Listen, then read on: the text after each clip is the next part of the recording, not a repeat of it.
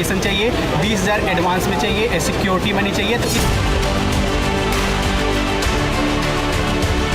खाने के लिए, मेस के लिए और बाकी यहाँ पर अगर रूम शिफ्ट करना हो तो भी ब्रोकर को दोबारा से पैसे देता है।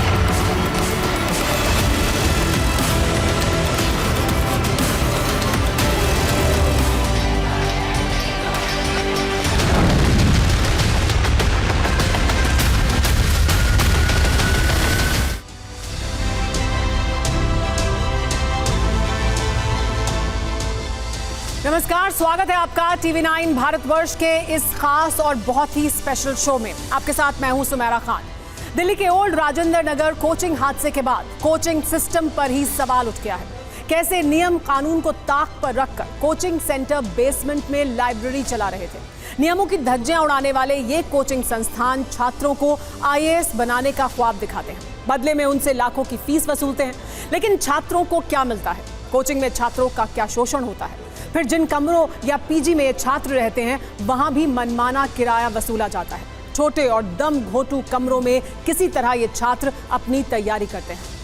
3 छात्रों की मौत के बावजूद ना तो सरकार जागी है और ना ही सिस्टम, क्योंकि कल रात की बारिश ने एक बार फिर छात्रों के लिए बनाए गए तमाम वादों की पोल खोल कर रख दी है। ओल्ड राजेंद्र नगर में एक बार फिर पानी भर गया। कोचिंग संस्थानों के बेसमेंट में तक पानी पहुंच गया। गनीमत ये रही कि कल कोई हादसा नहीं हुआ। छात्रों की आवाज TV9 लगातार उठा रहा है, इसलिए आज हमारे साथ स्टूडियो में UPSC के छात्र और खास मेहमान जुटे हुए हैं। हमारे साथ यहाँ ये तमाम छात्र मौजूद हैं और हमारे साथ खास मेहमान मौजूद हैं। आपको मिलवा देते हैं हमारे साथ मौजूद मेहमानों से। हमारे साथ अवध ओझा जी मौजूद हैं, UPSC के शिक्षक हैं, बहुत चर्चित चेहरा हैं। हमारे साथ इसके अलावा डॉक्टर विक्रम सिंह मौजूद हैं, पूर्व DGP UP पुलिस, उनसे बात करेंगे। हमारे साथ डॉक्टर परवेज हयात मौजूद हैं, पूर्व IPS अधिकारी, उनसे भी बात करेंगे। हमारे साथ कुछ और मेहमान भी जुड़ेंगे, लेकिन फिलहाल सबसे पहले हम छात्रों की आवाज़ को आगे रखना चाहते हैं और फिर उसके बाद चर्चा की शुरुआत करेंगे। तो मैं सबसे पहले छात्रों के पास जाऊंगी और छात्रों से बात करेंगे और छात्रों की समस्याओं का एक क्विक रिकैप लेंगे और उसके बाद हम इस चर्चा की शुरुआत करेंगे। तो सबसे पहले हमारे साथ जो छात्र मौजूद हैं उनसे बात करते हैं। आप बताइए कि तमाम मांगे छात्र उठा रहे हैं, लेकिन अभी आप एक सवाल जो यहाँ सामने रखना चाहेंगे और हर कोई अपना अपना एक सवाल जल्दी संक्षेप। मैम, जो भी स्टूडेंट्स इस हादसे में गए हम उनके लिए कॉम्पनसेशन चाहते हैं। मैम, मेरा इशू रेंटल से रिलेटेड है। रेंट बहुत ज़्यादा है और मतलब कंपैरेटिवली जो हमें प्रोवाइड किया जा रहा है फैसिलिटीज़ बहुत बेकार है। मैम, ये जो बेसमेंट की समस्या है लाइब्रेरीज की, सबसे बड़ा अभी मुद्दा तो वही बना है कि उसकी वजह से जान गई। तो इसको कैसे रेगुलेट करना है, वो सबसे बड़ा इशू है। मैम, मेरा इशू है कि स्टूडेंट्स के लिए सेफ्टी मेजर्स लेना चाहिए कि ये ऐसे हादसे फ्यूचर में एक्सेप्टेबल नहीं है। मैम, लाइट का इशू बहुत बड़ा इशू है वहाँ पर, क्योंकि लाइट के जो तारे होते हैं वो पार नीचे आई हुई है उनको, मतलब safety issue is an issue. जी मैम, जो बेसमेंट की लाइब्रेरीज बंद हुई उसके बाद लाइब्रेरीज का प्राइस हाइक बहुत ज़्यादा हो चुका है। अब बच्चे पढ़ेंगे कहाँ? तो पब्लिक लाइब्रेरीज की, यानी शोषण का एक और तरीका बना दिया गया। जी बताइए। मैम, जो अभी तक कंपनसेशन अनाउंस हुआ है वो 10 लाख अनाउंस किया है सरकार ने। इट्स मतलब कि अगर नेचुरल कैलेमिटीज़ भी होते हैं, हीट स्ट्रोक में भी किसी को वो दी, ये तो एक क्रिमिनल नेग्लिजेंस का केस है, तो इसके अंदर तो 10 लाख बिल्कुल भी एक्सेप्टेबल नहीं है हमको।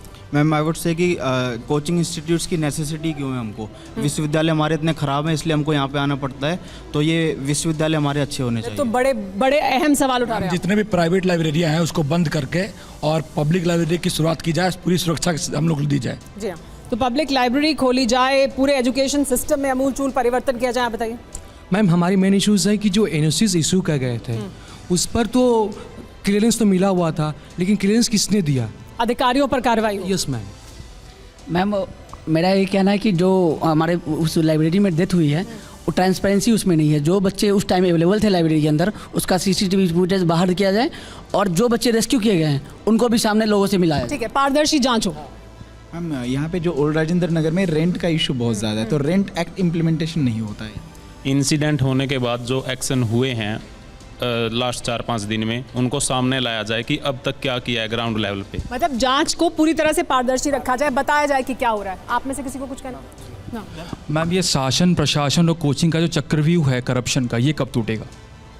मैम, ये जो कितनी डेथ्स हुई हैं ये नहीं बताया गया है। एक्चुअली पब्लिकली 3 ही बताया गया है, पर ऑन ग्राउंड बताया जा रहा है 3 से ज़्यादा हैं। मैम, एक बार उस पर भी क्लियरेंस चाहिए। कोचिंग को प्रॉपर एक रिड्रेसल मैकेनिज्म बनाना चाहिए जिससे कि हम अपनी बात रख पाएँ, और उस बात को सॉल्व करने के लिए एक स्टूडेंट की कमेटी भी बनानी चाहिए हर एक कोचिंग इंस्टीट्यूट के अंदर। Ma'am we have been protesting for 3, 4, 5 days. हमें कोई भी रिटर्न अभी तक एश्योरेंस गवर्नमेंट की तरफ से, एमसीडी की तरफ से कोई कुछ नहीं मिला है। हमने कितने बार डिमांड्स रखी है, कितने बार डेलीगेशंस गई है, कुछ भी रिटर्न, कुछ भी ठोस प्रूफ कुछ अभी तक दिया नहीं।